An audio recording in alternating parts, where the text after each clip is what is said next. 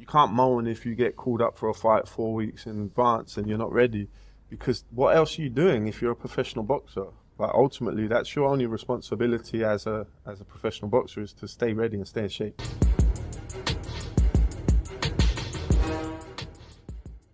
Former basketball player, played in the US and in Europe. Can you tell me about that part of your life and the highs and lows? Yeah, well, there's lots of highs and lows. I started playing basketball when I was 14, predominantly because I was the tallest in my class. And there's a friend of mine whose, coincidentally, mum ran a sports centre that had a basketball league. So he asked me to come and join his team. And from day one, I was hooked, loved it.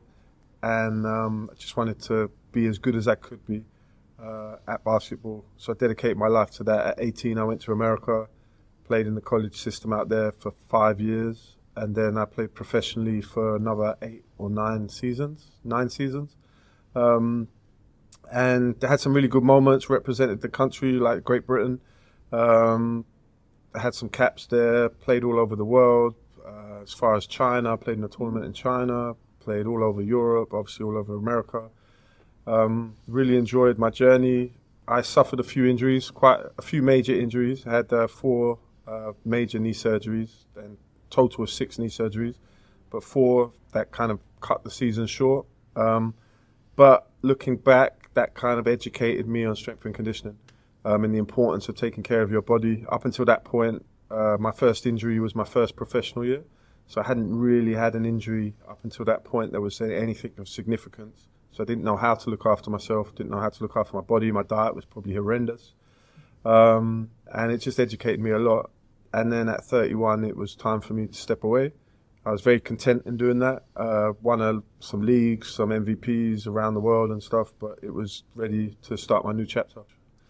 So let's go back to, I'm guessing when you began playing basketball, it wasn't really a massive thing here, was it, in the UK? So how did you kind of get that transition from playing in the UK and then being picked to play in the USA? How did that happen?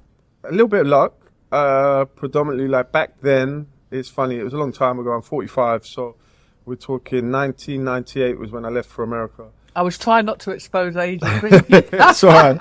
You've just done it. Yeah. So back then there was definitely no social media.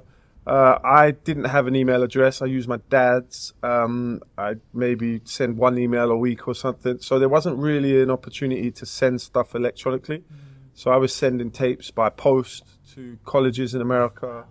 I had some friends and coaches that helped me. They had some contacts. I got a VHS tape, sent that to America, and it just happened to fall in someone's hands that wanted to sign me. So they gave me a full scholarship, and I played out there for 4 years. Loved every minute loved most of my minutes out there. There's a few lows as well, but we got to a national championship final, which is a big deal in America if you follow American sports. We unfortunately lost. That was a big low, but looking back, it's an amazing achievement to get that far in a competition. Yeah, as an 18-year-old, I did all I could to get to America. It was sending tapes, talking to people, writing letters. It's very different to now. Mm-hmm. Like the athletes of nowadays would just put a TikTok video up or an Instagram video, and it will go viral and they'll get lots of interest. That was definitely not the case back then. And only a handful of people in my age bracket went to America. Now you might have 100+ kids going to America every year to pursue basketball at various different levels. But back in '98, there was maybe 5 or 6 of us that managed to get scholarships. And I was one of them. So just explain to the viewers that don't know, what is VHS tape? God, so what would you have? So you have MP4 now, right? Yeah. So before MP4, there was probably, DVD? Yeah. Blu-ray. Before that, there's big old... Yeah, and then before DVD, there was big tapes that you put into a VHS machine. So actually, in COVID, when we were stuck down, I transferred all my old VHS game tapes to YouTube because I had a lot of time on my hands. So I got some gadgets online and managed to do that. But yeah, it's a long time ago. I was just imagining some of your charges tuning in to listen to this and be like, what's having to Google what VHS is. But what that says to me is that you were persistent and you kind of had a goal and you weren't letting the fact that you lived in the UK stop you from pursuing your dreams. You know what I mean? Yeah, I mean, at the time we had a professional league in the UK. In the big scheme of things, it's not a fantastic league, but it was a professional league, and we had a number of Americans that played in that league.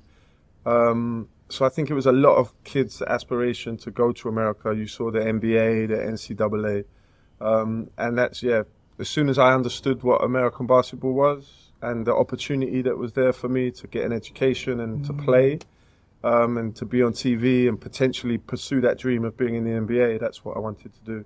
And I think throughout my life, I don't know where it's come from, maybe my mum or my dad, but I've always been very driven. And if I want to do something, I've always set my mind to it, and I'm very stubborn. I'll keep going till I get it, pretty much. So. You finished your career. What were the sort of main factors? I know you mentioned briefly about, obviously, you'd been injured, and back in the day, that obviously all of that knowledge wasn't there. But what were the kind of main defining factors, other than injury, that made you go down the route of S&C rather than coaching basketball? Well, the first time I got injured, I tore my ACL. So that's a season-ending injury, requires surgery. Had that, and I worked with someone who was an S&C coach. And I really enjoyed it. And I said, this is cool. I like this. This is what I want to do. So in the back of my mind throughout my career, I still had that journey in professional basketball that I wanted to achieve and pursue. But in the back of my mind, I was like, post-basketball, this is what I want to do. So I used that time when I was a professional to learn, to upskill. I got my master's along the way. I got various qualifications along the way. So when I retired from basketball at 31, I had everything I needed on paper to become an S&C coach. But obviously I had no experience of being an S&C coach. I had experience of being an athlete, but not coach. So then it was about learning how to be a coach. So I had the paperwork, the qualifications, the insurance, all those sort of things. But it was then actually putting myself out there and becoming a coach rather than an athlete. And when you talk about being a coach, because let's be fair, back in them days, I don't want to harp on about how long ago it was, but that S&C wasn't really a thing, was it? Other than, and I'll get into the boxing side in a minute, but what other sports did you kind of develop that skill set as a coach? My first opportunity was in basketball as a coach, as an S&C coach, because I used my contacts to get into an academy and train there. But then at the academy, they had netball and football, so I was exposed to coaching those athletes as well. Shortly after that, I got a job within a university setting, so then that opened the door to a myriad of different sports. And that's how I ended up working in boxing so much, because we had a student that was a boxer. So I began training him, and that's kind of how my journey in boxing started as well. And the boxer we're talking about, we'll speak about him in a minute, is Lawrence Okolie. And there used to be this saying a long time ago in boxing that boxers shouldn't do weights because it makes them slow. And so I guess what I'm asking you is, now that thought line has changed, what is strength and conditioning, and why is it an integral part of not just a boxer's but an athlete's kind of toolkit? Yeah, I think that methodology of thinking something weights is going to make you slow isn't just a boxing concept. It's across all sports. Football's very old school. Lots of old school ideas about, you don't want to do this because it'll make you slow and this, that, and the other. And when you ask an S&C coach what is the value of S&C, you might get lots of different answers because of their own personal philosophy. So my personal philosophy is I'm there to keep an athlete healthy, first and foremost. If an athlete is healthy and remaining on pitch, on court, in the ring, training, they're going to become better at the sport. The way an athlete gets better at their sport is to do their sport with their technical coach. So my number one goal as an S&C coach is to allow them to do that as much as possible. So tolerate the load of the training, keep them healthy. If they do have niggles or they do have injuries, rehab them back from that so they don't happen again or they don't reoccur, so they can continue to train. Then once you tick that box, you're keeping them healthy and they can train, then we look at the performance side of things. Can we make them more powerful? Can we make them faster? Can they jump higher? Can they punch harder? And these sort of things. So that my number one priority would be I'm there to keep them playing their sport. And so you're saying that there's like a baseline first when they come to you. You kind of have to set that baseline, and then from that you will make a little adjustments.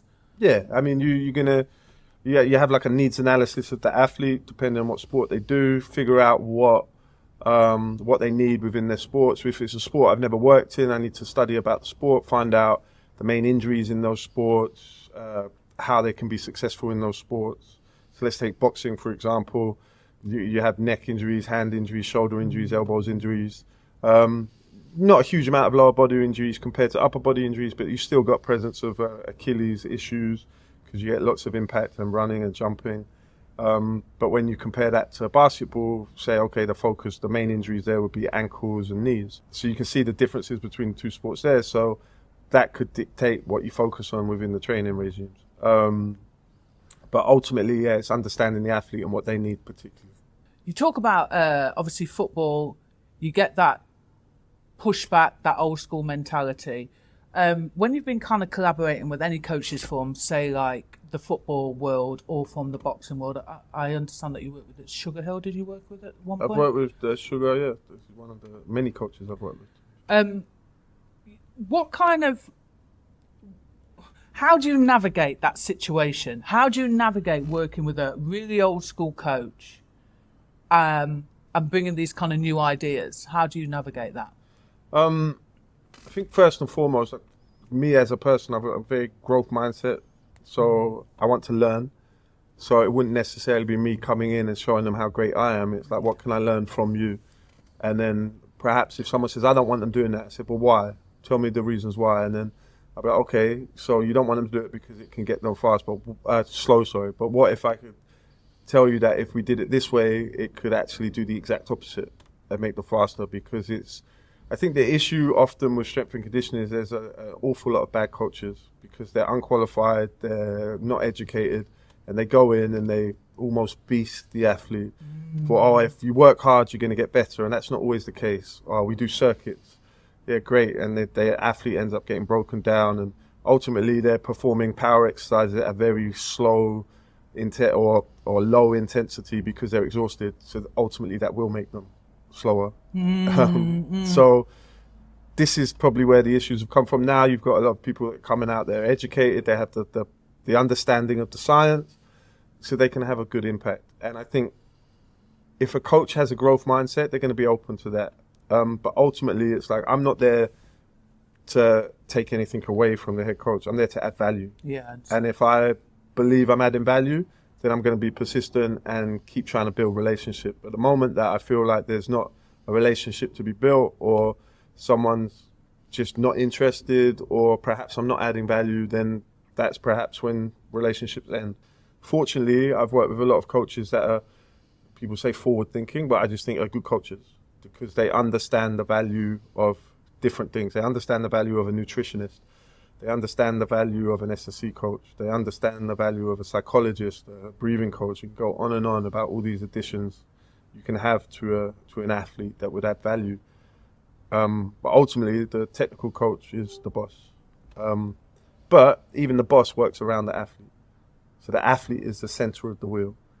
And everything around that, so it's the cog, essentially, the main cog, and everything around that is helping the athlete achieve greatness. But the athlete needs all these other little bits of machines around them.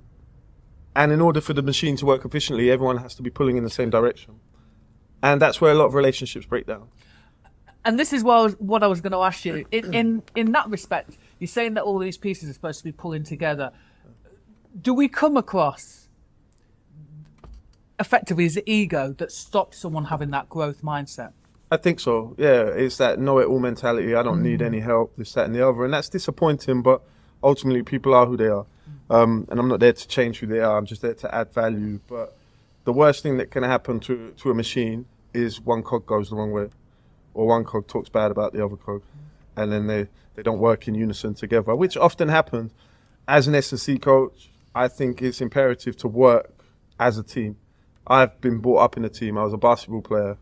I had 4 teammates on the court with me at all times, with coaching staff. 6, 7 people on the bench that were waiting to come in to work together to accomplish one thing, and that's win the game. Yeah, sure, everyone has their own little motives around, I want to score this, grab this rebound, whatever it may be.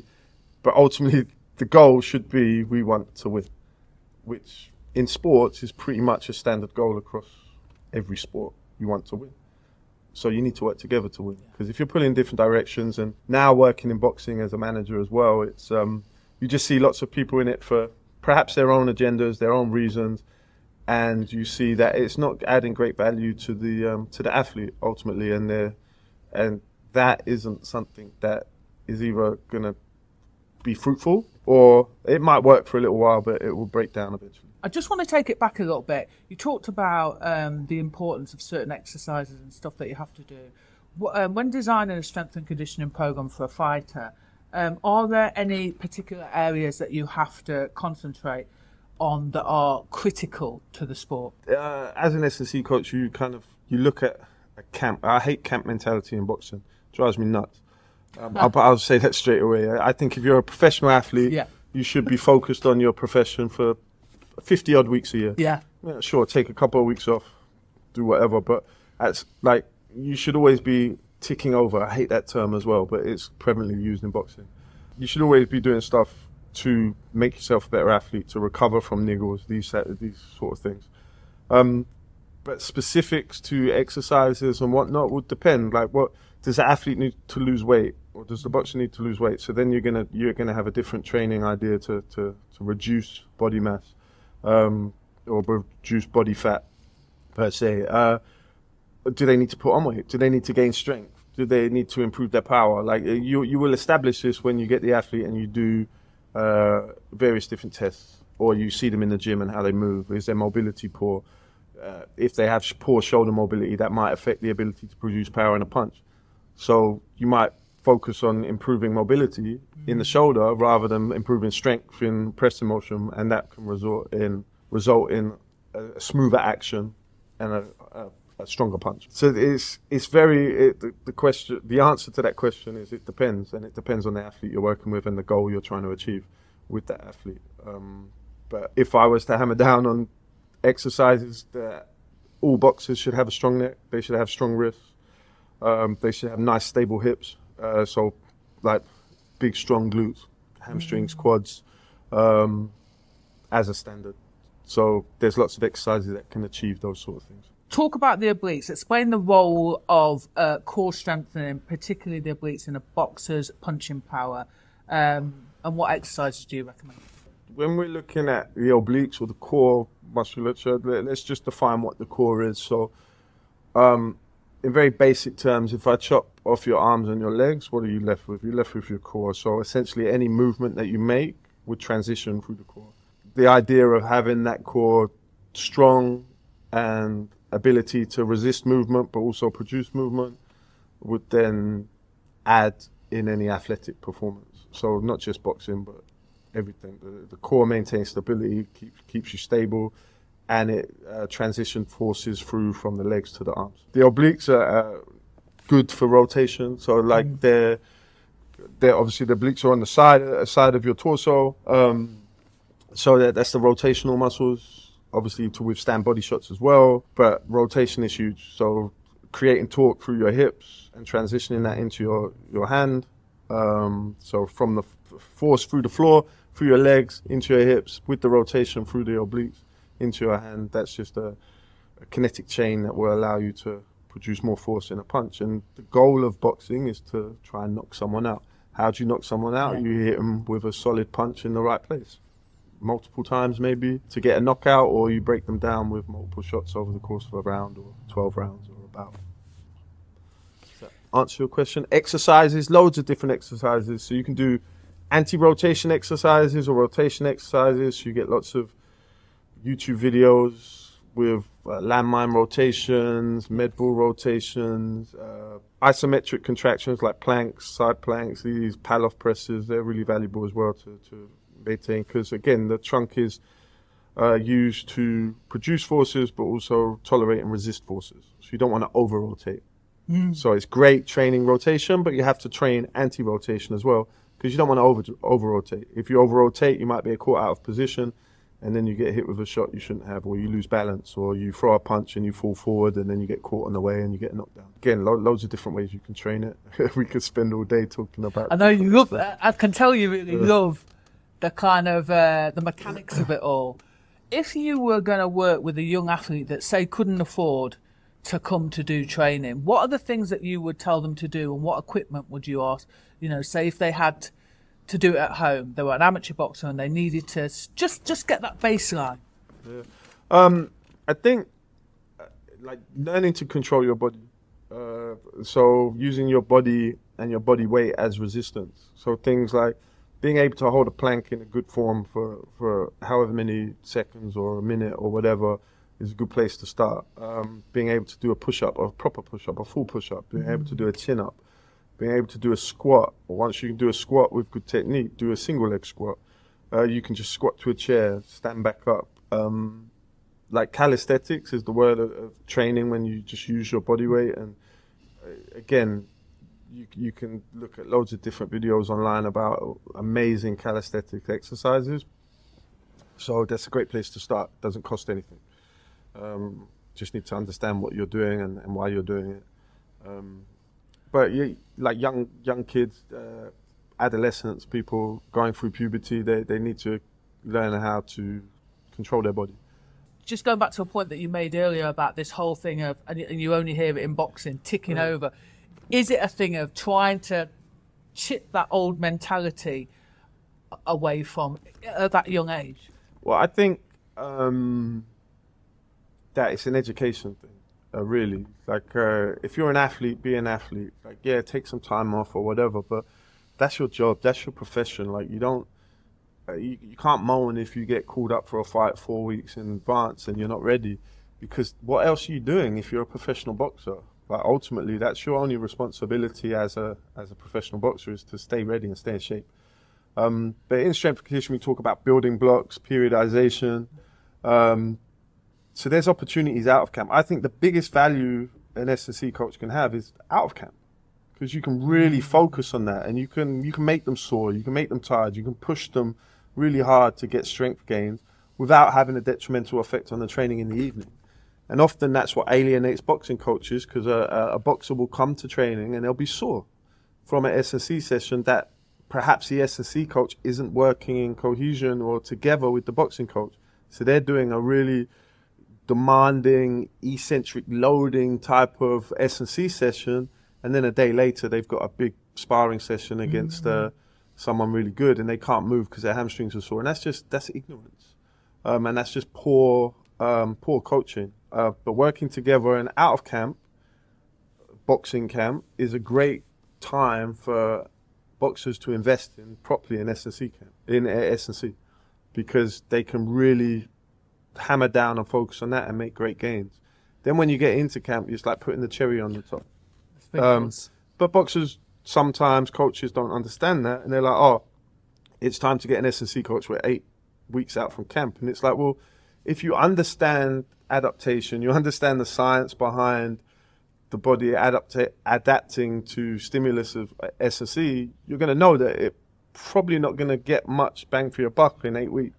And in fact, wouldn't you only have realistically 6 weeks, because you wouldn't be able to do anything maybe in the last 1 or 2 weeks? Well, we can that's something we can bring up later, because I think boxers are leaving a lot on the table when it gets to fight week and the week before fight. Interesting. We can discuss that in a moment. But yeah, in 8 weeks, like the adaptation it takes from a cellular level, from a muscular level to get good gains in neurologically might take more than 8 weeks, might take 12 weeks, might take 6 months, might take a year, like, to get where you want to go to see improvements. So boxers just dipping into S&C for 8 weeks at a time is almost like you're never really gonna reach a higher level. You're just gonna always get to that point where you're ready to fight and then drop back off again. And then you spend that 8 weeks kind of getting back to where you previously were. And as you get older, you should be investing in it more, because go back to my original point, it will keep you healthy. And it will stop these niggles, these little tendon issues that you might have, elbow tendinopathies, Achilles tendinopathies, which countless professional boxers have dealt with and deal with, and tendon ruptures, like people rupturing their bicep tendons, their Achilles tendons, whatever it may be. That's more prevalent as you get older within the sport. So you need to do things away from camp to make sure that doesn't happen.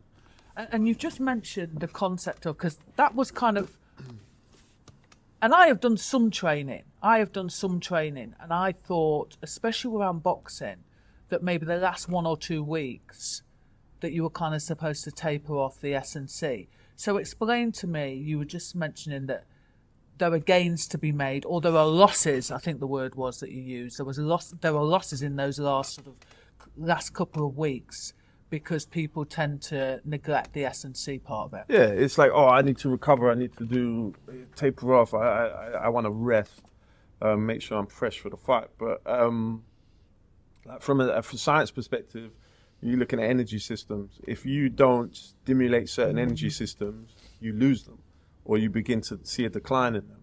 Now, aerobically, the energy system that you use for aerobic energy production, you can maybe go 2 weeks without seeing any significant decline. But anaerobically, if you don't touch the anaerobic system for maybe 72 hours, you're going to start to see a decline in that. Is that quick?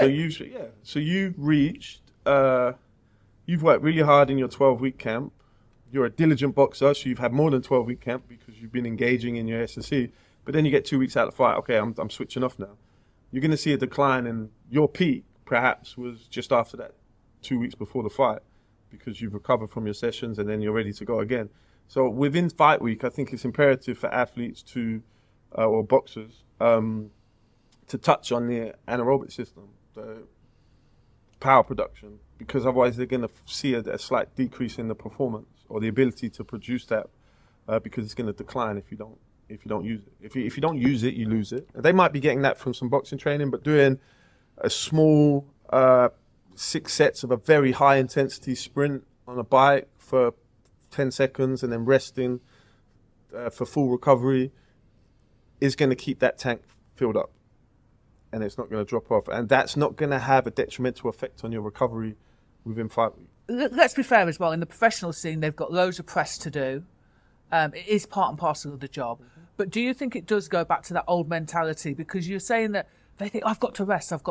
And then surely at some point you've told them, well, this is the benefit, or would be the benefit of you doing this in the last 2 weeks. So is the communication? Where is something's breaking down between you getting what you need in the last 2 weeks and the fighter getting what they need? Does that make sense? Yeah, exactly. And it's education. The more time you get to spend with the fighter, the more you get to educate them because you can explain things. It's some of the fighter's responsibility because they need to ask questions. Sometimes I'll take things for granted that they know, but perhaps they don't. But ideally, let's say a fight week, you're fighting on a Saturday. Ideally, I'd like to see them on a Monday and a Wednesday. So I'd like to get a little exposure on the Monday, a little exposure on the Wednesday. Then on the Thursday, it's like they've obviously been cutting calories, doing weight loss strategies if they're making weight. So then the Thursday, you're fully focused on making that final bit of weight cut for the weigh-in on the Friday. And usually it's a press day on a Thursday as well. Exactly. So that can be highly stressful. So yeah. I try and leave that alone. Like, you know, we have our own different weight cut strategies with various different boxers that we use. And then Friday, it's all about refueling adequately, properly. Again, that's fighters leave a lot on the table in their refueling process. They're like, oh, let's go to Nando's and fill up, and often eat too much, too much of the wrong thing.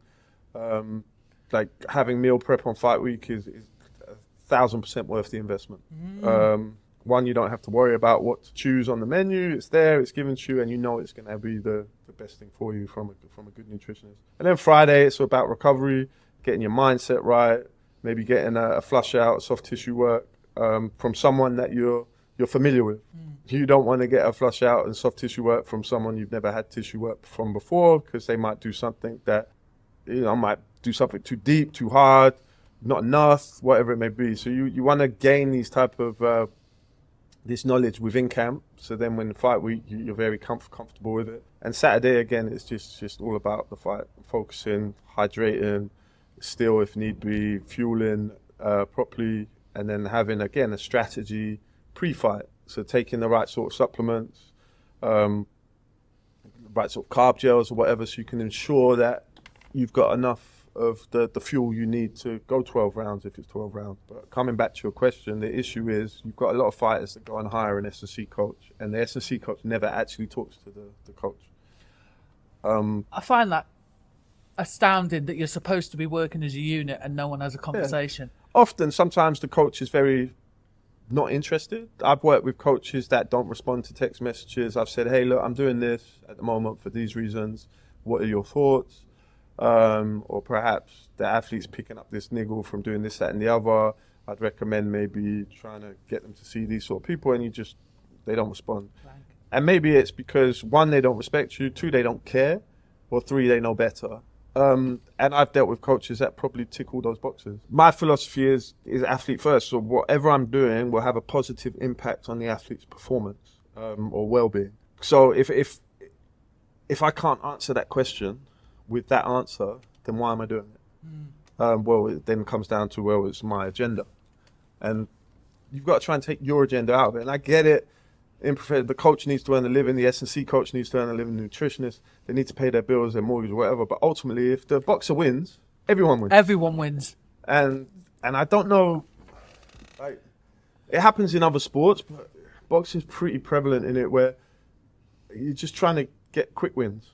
Oh, let me get the money and run. Like, oh, let's do this. And I made money because it was a fight, but now I've made my money and I don't need to worry about you. Or I'm going to take as much money from your purse as possible because I don't know when the next paycheck's coming from. And it's like that mentality, I think, is wrong, both ethically and, again, if you're in the sport, in boxing, the athlete should always be on the pedestal. Everything should be going towards that. And unfortunately, it doesn't. And it comes down ultimately to ego. It has to be ego. I have an ego. I think I know what I'm talking about. I think I'm good at my job. But ultimately, if what I'm doing is not benefiting the athlete, then I probably should step away, or I should probably change what I'm doing. So I always try and be critical of myself and have self-evaluations, look at results. If a result didn't go our way, what could I do different? What could I do? I like that. Do you know what I mean? I'm not going to say I had a boxer who took a step up. I'm not part of his direct coaching team, so I've got a lot of boxers I work in the corner with. I do a lot more, but I pretty much do S&C with him only. And I try and give him more advice or whatever, but he has a team that he's very comfortable with. We took a fight that was challenging, we lost. What could I do different? What do I look back at the fight? And it was like, well, he faded. He was tired. He was tired perhaps because his tactics were wrong. I could say that. The coach should have done this. He should have done this different. But ultimately, I can go away and say, I can get him in better condition. I thought he was in great condition to do 12 rounds, but he was fighting someone who was 40 pounds heavier than him, who had a tactic to leaning on him. And it zapped his energy. Let's talk about who that is. It was Nick Webb versus, I'm trying to think of his name. Courtney Bennett. So it was Courtney Bennett, I should say, who was your fighter, versus Nick Webb. He stepped up after 5 fights to fight for the Southern Area heavyweight title. It is interesting, firstly, that you say, and you take responsibility for your part in it, saying, okay, what can I do? What can I change? Ultimately, the fight got stopped, and you're saying that, you know, his energy was getting sapped by Nick Webb. So to be fair, in Nick Webb's defence, firstly, I was actually quite surprised he took the fight, because I think that fight, he's an incredibly experienced fighter. And when we talk about those little tricks that, you know, you can only learn from the doing of, that's a little trick, isn't it? That's a little boxing trick when you lean on. And Nick Webb did what he needed to do to beat Courtney. Mm-hmm. Does that make sense? Yeah, but it makes perfect sense. I think my mentality and what I try and instill in the athletes I work with is you win or you learn. Yeah. There's no losses, right? Yeah. If you take a loss, it's because you don't learn from it. And so we learn. And I speak to Courtney quite a few times since that defeat. He's aware of what he needs to change, what he needs to do better.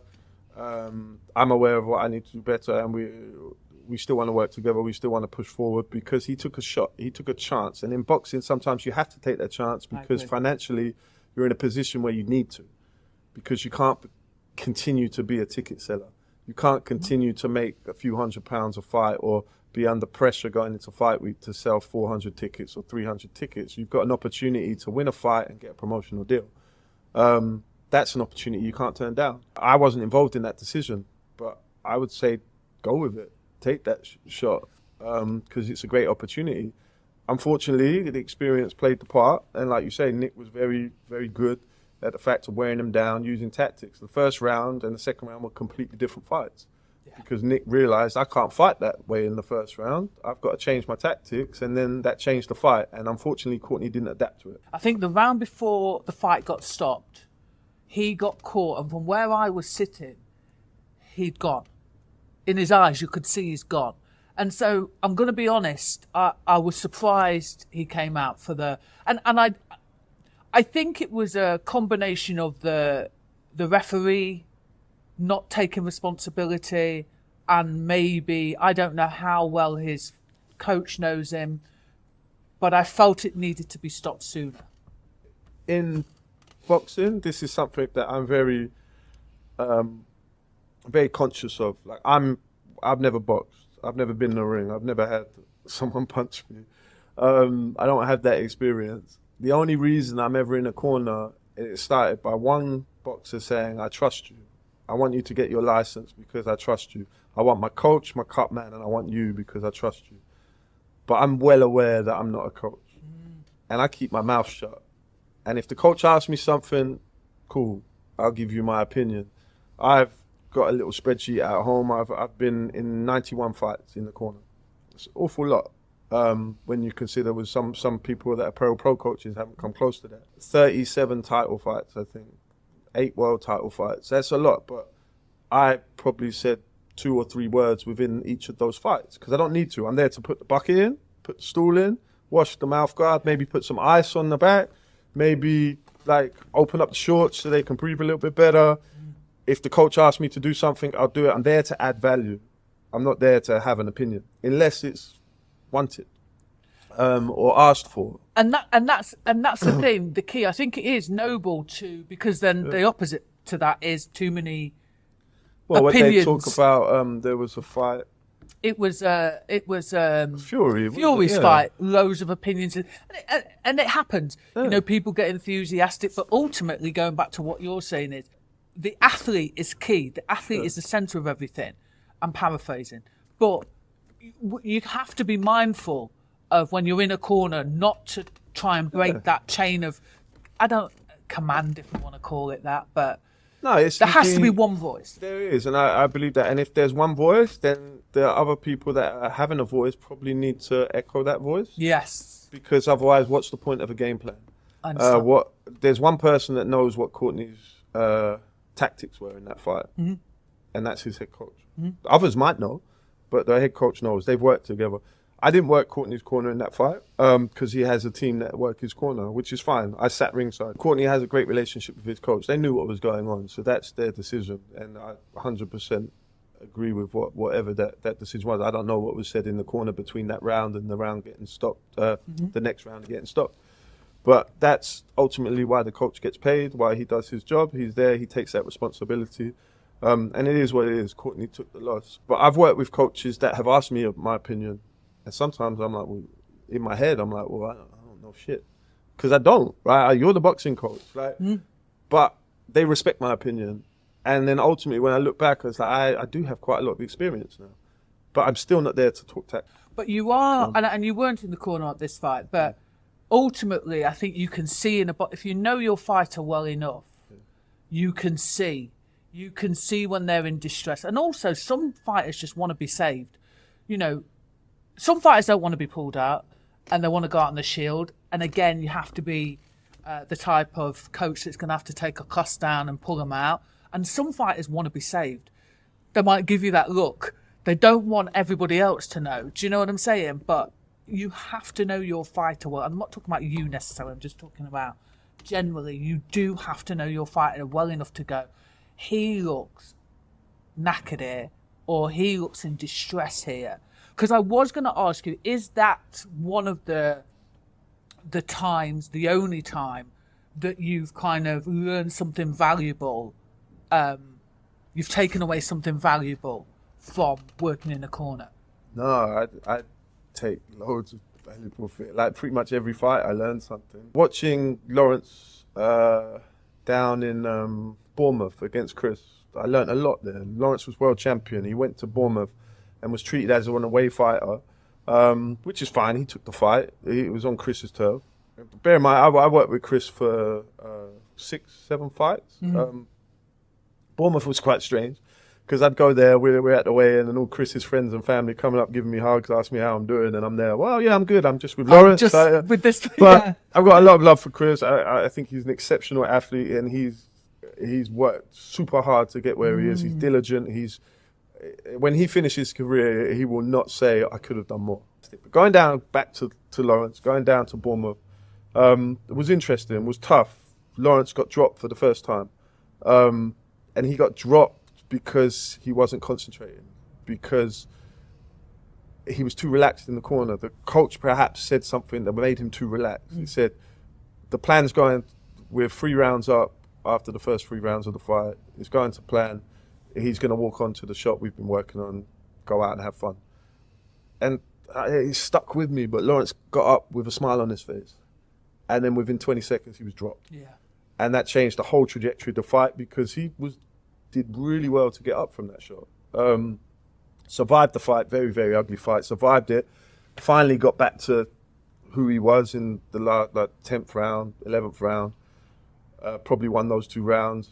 But then by the 12th round, the fight was over. And so that one lapse of concentration, one cost Lawrence that fight. Because I believe had he gone out with concentrating a bit more, perhaps Chris doesn't land that shot and the fight ends differently. Who knows? Lawrence is very happy now. He's moved up to heavyweight. He's 2-weight world champion. He's got a kid. He's got his own restaurant in Dubai. I'm super proud of him. Very, very happy for him. And he's coming back. And yeah, exactly. And he's got a fight December 7th. So at heavyweight. And then the same with Chris. It's changed Chris's life. He's gone on to great things. Shane's done a great job with him. So yeah, learning through the corner. Learned a lot from Courtney's defeat. I wasn't in the corner, but just learning what we can do better next time. Again, that mentality of we win and we learn. As an athlete, I learned more from all my losses. I can probably remember more losses in my head than my wins in my career. I remember the bad times because I learned from them. The wins are just cool, you have a good night out with your team. And then you move on. Have a few drinks, you move on, whatever it is. The losses, you're nah, that ags me, I'm going to work on that. We're going to make sure we do something better. And boxing's, you're under the spotlight more because it's just one of you. In basketball, you can hide. Yeah. If you pick up a little ankle injury or something, you can hobble around and you can hide. Your teammates can help you out. Boxing, you can't do that. You can't hide. There's no way to hide. You got a guy coming to knock your head off. So it's slightly different in that regard. I'm really excited with the journey I'm on with Billy Adams now. But he's learning the game. He's got his 5th fight coming up on December 7th, and that's really exciting. And then just now as a manager as well, learning every single day, every phone call, every message, every bit of paperwork I have to fill in. And that's why I'm doing it, because I'm a learner. I want to grow. I want to get better. I'm not doing management to make money and to be famous and to sit at press conferences and talk shit. There's people that are really good at that. And I like them. They're good guys. Sam's a good laugh. Lee Eaton's a good laugh. Why did you say Sam? So when you because he just got called out. Shit, and then, that was actually quite, the evidence that came up. Yeah, but he handled it. But that's his personality. He does a great job for his fighters. It just made me laugh though when he went, someone that talks shit, Sam. Yeah, but I'm not that type of character. Let me sit in the background and let me try and do the best for my people and for the people I work with and learn. And there's a lot of people that have been those two that I've mentioned. They've been fantastic. Every time I've asked them a question, they've given me a good answer. They've given me some valuable nuggets that I can help because I'm a rookie. I'm still a rookie trying to understand this business of boxing. So the first person, obviously, that you trained in terms of boxing was Lawrence Okolie. So you've kind of gone on that journey together, haven't you? Yeah, I consider now Lawrence like a family. He's beyond an athlete. The relationship we have is fantastic. He obviously left England, so I don't see him as much, don't talk to him as much. But essentially, he was a student here, and he walked in the gym and as a boxer, and as I do with all the athletes that come in, I say, all right, what's your goal? And he looked at me square in the eye and said, I want to be a world champion. And I was like, all right, cool. I had no clue about boxing. I knew who Mike Tyson was, I knew who Frank Bruno was, but Lennox Lewis maybe. I'd met him once before. But I count on one hand the amount of boxing matches I'd watched, and let alone I'd never been to a boxing gym or boxing thing. So I understood the sport. I watched it a little bit. I understood what needed to happen, and I trained him. And he was a decent athlete, lacked a lot of mobility, but one thing he always had was he had strength and power. I didn't create that. He had that. He was a student here. We did basic training, like educated him on positions and technique, and developed some type of, gross athleticism, perhaps added to his toolbox. And then he went to the university championships and knocked someone out, won the university championships, went and sparred AJ in Sheffield. And then before you know it, GB are like, can you come be a part of our program? And literally in 6 months, he went from walking in the gym saying he wanted to be a world champion to winning the European Championships in February. And I've got a picture still of him coming back in with his European Championship medal and a big smile on his face because he just qualified for the Olympics. And then he went to the Olympics, did what he did, beat a Polish guy. He kind of likes beating Polish people. If you look at his record, he's beat a lot. And then lost in his second fight in the Olympics. I have that fight on video. It's been taken off the internet. I don't think you can find it, but he learned a lot in that fight. Let's just say that. He fought someone who was exceptionally good Cuban. And then he decided to go pro, and he said, I want you to coach me as a pro. I said, lovely, we'll do it. I'm enjoying this journey, it's cool. And then fast forward to his first fight in Manchester, he was like, I want you to be in my corner. And I was like, oh, I don't really know what the fuck I'm doing. Why am I here? Yeah. I was like, I'll come to your fight. And it was funny. Like, I drove up there, I paid for my own hotel. I didn't know what to do, and he gave me a ticket, and I went and warmed him up for his fight. We warmed up 4 times that night because he was afloat. We ended up going, it was a Anthony Crolla, Linares too. I hope you asked for your money back though after you'd warmed it up. But I was just happy to be there. Like, I was like, this is really cool. I get to like help you out. And we warmed up 4 times for the fight. He then came on as a float at the end after the main event. And he knocked the guy out in 20 seconds. And I'm in the corner. And I remember walking out with his brother, Henry. And it was funny because like, we were following them for the walkout, and they're rushing us a bit because it's not a normal walkout. The main event's just finished. Quick, get on. We got to get out of here. Like, so we do the walkout. Lawrence is enjoying it. And I look at his brother and I said, where the fuck do we go? He's like, I don't know. Like, we kind of talk to each other. I said, all right, let's just go to the corner. So I'm standing in the corner like this. Like, I don't really know what to do. No one's told me what to do. I just know I'm in the corner. And then, he wins in 20 seconds. And I'm like, looking at the guy on the floor, he broke his jaw, there's blood on the floor, he's out cold, everyone's jumping around cheering. I'm looking at the guy on the floor and I'm like, I don't know if this is for me. I feel sorry for this guy, not happy for Lawrence. I got over that. And the more very quickly, the more boxing I got involved with, like the more fights, the more practices or training I went with Lawrence, I started to understand boxing for what it was. It's a very skillful sport, and I started to understand the tactics, and I started to enjoy it. And then I really got involved. I got my license officially, the seconds license, which was really good. I met some cool people, Dennis and Mick down at my interview. Really nice guys. Asked me why the hell I want to be in boxing. I'm an outsider. It's not for you. That, and the other. And I think I held my own. They gave me my license. I was able to be in the corner with Brian O'Shaughnessy, really nice guy. Learned a lot from him. And then off the back of like Lawrence's success, a couple of other people reached out. Louise Orton, who was an amateur at the time. Josh Buatsi, who just turned over. I think he'd had like 3 fights and wanted to get involved with S&C. And then it just kind of snowballed a little bit. And I think at my peak, I probably had 12 or 13 fighters, and that was too much. It was taken away from my other sports. I was going to say, is it hard then to kind of focus on the other sports? Yeah, my passion is basketball. It always will be. That's what I play. That's what I love. I want to be, I'm the national team coach for the senior men. I want to keep doing that. And it was just every weekend I was in Manchester, Birmingham, Bournemouth, maybe abroad, and it was just too much. So I reduced that. Moved away from Shane's gym to reduce the amount of athletes I was working with. And now I have four athletes. I still do a bit with Lawrence. We chat over.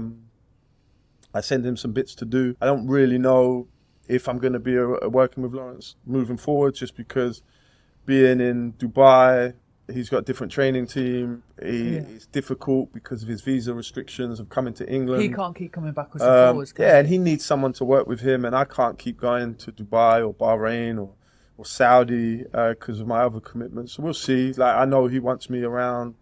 He trusts me. Like I said, we're friends. He wants me to be there for fight week and stuff. So I'll always be there for Lawrence. Like, all he has to do is ask, and I'll find a way to help him and support him. But yeah, now as a manager, I've got other priorities that I'm trying to build careers in a different way. But you talk about this relationship between the two of you. You know, how important is it to have just that close group of individuals that you work with all the time, that they trust? How important and imperative is that for the athlete? I mean, being around people you trust is very important, but it's not. It can be a detriment as well, because you could trust someone and they could be not very good at their job. So there could be some value to having new people come into the camp, but you've got to understand why they're coming in. Are they coming in to add value? Are they athlete-centered? Obviously, Lawrence has changed coach quite a bit. Some forcefully. I know he loved training with Shane. He really enjoyed Shane. Was getting better under Shane. But he didn't like London. He wanted to leave. So he went to Dubai, lives in Dubai. It's impossible to have a trainer like Shane train him in Dubai. So he had to chop around. He worked with Sugar for a bit. Sugar was an interesting character, very different to Shane. Still, Lawrence had some success. We moved on, and then the last fight we had Joe Gallagher. So Lawrence was able to do some work in Manchester with Joe, and I hadn't met Joe up to that point. And then Lawrence flew me out for fight week. We did a bit in Dubai, a bit in Bahrain, but then in Manchester he was working with Joe's guy. Then we went out to Poland, seemed to get on well with Joe. He had his own team that he's comfortable with. So I stepped away from the corner. Obviously the fight was a 1-round win for Lawrence, so there was no need for anyone in the corner anyways. But yeah, so it's slowly moving away from I've been with Lawrence for his whole career. And the memories I have will last a lifetime. Whether I continue to do that or not is entirely dependent up to him and his management team. But ultimately, if he asks me there to be there on fight night, I'm there, wherever it is. Like, end of story. But there was an interview that I did with a trainer a couple of weeks ago, Dan Fitzgerald. I don't know if you know who that is, but he was talking about most fighters that have reached kind of the top levels in their game have only ever had one or two coaches throughout their career. And you've talked about, obviously, Lawrence changing his team, and you've given valid reasons, but what is your take on boxers changing particularly their boxing coach many times throughout their career? I mean, it's difficult. In basketball, I changed every season because I went to a different team. But I have my favorites. I have coaches the one I mentioned who went on to the NBA, he was perhaps personality-wise, I wasn't a big fan of his, but he was by far the best coach I ever worked with. Like, his brain was fantastic. Like, what he got out of me as an athlete was fantastic. I improved probably the most in that one season with him than I did with any other coach, outside of my junior coaches. But yeah, I think there's an issue sometimes with boxers not looking within, and thinking it was this, it was that, it was this, it was that. Well, look within. And if you look within and you feel like you need to change, then change. Sometimes there's personality issues that you don't know. I know boxers, I keep their business private, but I know that they were unhappy with coaches because they didn't like them as people, or they didn't get on with them, they didn't have a connection with them, or if they did, that connection died because they felt they were after something other than making them the best they could be, i.e. chasing money or whatever it may be, using them for an avenue to get somewhere else. So again, that's fair enough, change that. But lots of boxers want to be the best they can be. And sometimes they might feel, I know with Brian, there was an issue with some of Lawrence's technique that we needed to work on, and his manager thought that, you know, we need to bring someone else into camp that can add some value. And that worked. It's difficult because you don't know the full story. You don't know the ins and outs. But I think if a lot of boxers do point the finger, I lost, so it's down to you because I blame you or I blame you. It's not me. I did everything I could have. And maybe they did, and they weren't supplied with the tools they needed, i.e. they didn't have a coach that was talented enough or tactical enough to beat what was in front of them, to have a game plan that could beat that person, or the corner work wasn't good enough because they weren't giving them enough information they had plan A but they didn't have plan B. B or C. And they're just like, well, no, plan A, we'll just try harder on plan A. And it's like, well, no, because they've figured out plan A. We need a plan B. And then you can see the failures of the coach. And then it's like, well, that's fair enough in any industry. If you don't produce and your method of producing is to, what do they say, if you continue to do the same thing, you get the same result. You get the same results. It doesn't matter how hard you do it, right? I'll just keep doing a bit harder. And that I see that in the corner sometimes. People are like, this is the boxing game, just try harder. Like, this is what you're here for. And it's like, well, no, maybe try harder, but also avoid this shot because he's continually throwing it when you drop this hand or something. Like a little capture you with that same shot. Yeah, again, I'm going to stay in my lane. I'm not a boxing coach, and I don't understand the X's and O's of boxing. I understand a little bit, but I'm not going to tell someone tactics unless I'm asked for my opinion. But a boxer knows, and they know, is this coach good enough for me? If they think there's better out there, if they think the grass is greener, by all means, go try it. Go try a different strength and conditioning coach if you don't think you can get what you have. If someone's keeping you healthy and you're performing well, you're winning fights, doesn't mean they're the best coach for you.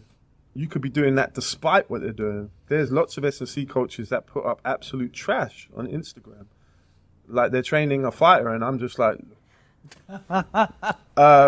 well, that's definitely not going to have any performance improvements. So, but then I don't know the context of why they're doing that. I was going to say. So I'm only taking a snapshot. But ultimately, technique is technique. And if you're putting up something with bad technique, then it's like, all right, maybe that tells me something about the S&C coach. If he's proud of that technique, then perhaps you need to learn a bit more about technique. Are you getting bitchy? Maybe. But I have... It's the same as when I see people pad. And to be fair, I haven't padded for quite a few years. But even I see people padding and I'm like, boy, even me who hasn't padded regularly, I used to pad probably 5-6 times a week. I wouldn't even put something up now. And I see people and I'm like, wow. But I understand it. It's the culture of you're trying to be accepted by people you don't know. You're trying to validate yourself and what you're doing. So that's the culture of social media. It's something that I don't really buy into. I know the importance of it for my business, and especially now as a manager as well, like putting what we're doing out there and helping people and trying to be successful. That will only bring in business. But you have to be careful about what you put out, I believe. And I stay in my lane now. I'm like, you know what? I'm too old now to be bothered with all the bullshit. I've got a good track record. I've got a really good track record, actually. Like, if you look at all the athletes I've worked with from different sports, I've pretty much had success everywhere I've been. And that's not by mistake. Like, it can happen once or twice by mistake, but I'm obviously doing something right. Yeah. And I research and I learn. And like I said, I've got a growth mindset, but I've got a great network of coaches around me. I've got exceptional coaches in lots of different sports that I can lean on, that I can ask questions, that I can go out for a beer with and have a chat with and understand things. And that's good enough for me. And if someone's doing something shit with someone, it's not my problem. It's not, it's not to kind of turn a blind eye. But it is disappointing sometimes because you look at things and you're like, you could probably do better. But you only know what you know.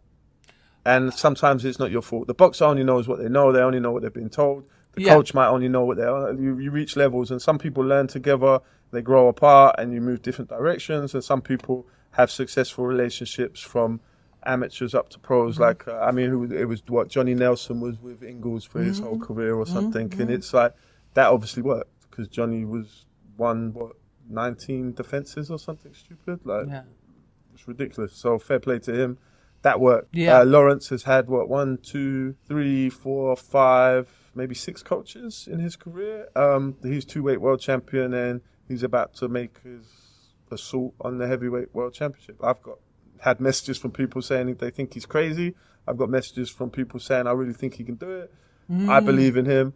I think he's going to shock a lot of people. I know what he's capable of. I've seen lots of sparring of him against top heavyweights, and I know what he's done to them. But ultimately, he hasn't. And I go back to the amateurs because for someone, I was on the amateur scene for a long time. This kid just popped up out of nowhere, and then all of a sudden he's on like Team GB. So he hasn't had, although yes, we can argue that he went to the Olympics and whatever. He never had those years and years. He had even less time than AJ. So effectively, he's probably still learning. Do you know what I'm saying? So I think sometimes he gets a raw deal.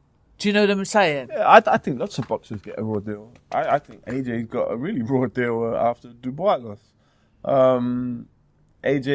Everyone was like, oh, he's amazing now under Ben Davidson. And it's like, coaches can instill different things. They might not change tactics, but they can instill a self-confidence. Maybe that's what's needed. They can instill a game plan that perhaps is great for a certain boxer, but they can have a game plan and they get it wrong. Coaches are humans. They get it wrong sometimes. But it's also accepting that, yes, there was criticism, particularly of Ben's tactics and what he said to him in the corner. And I think what happens is, listen, I see that people jump from one side to the other and they'll ignore fighters after. And AJ is always going to have that pulling power. But I think that people do need to accept sometimes that it is their fault. But some people are too scared to say that because then you're not going to get an interview next time. And ultimately, I hear you saying, listen, I hold a mirror up to myself and go, what can I do better? And that's all a fighter can ask for. And in the same way as, I mean, I haven't really seen Ben's response to it. But if in the quiet times, and I understand he has a great team around him, he has a strategist and they have their little, group meetings and whatever. And I think that's great. But ultimately, sometimes you do have to stop and go, what could I have done better? Did I say? And if he's done the best he could do, fair enough. Do you know what I'm saying? Yeah. But boxing it's a horrendous sport because, like I mentioned earlier, you're alone.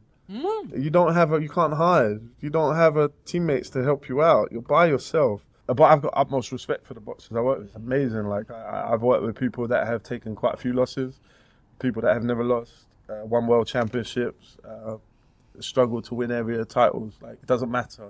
I respect them, and they're there to be the best they can be, and I'm all for that. I work with an athlete if they've got a great attitude and they want to be better, and if I can help them, I will.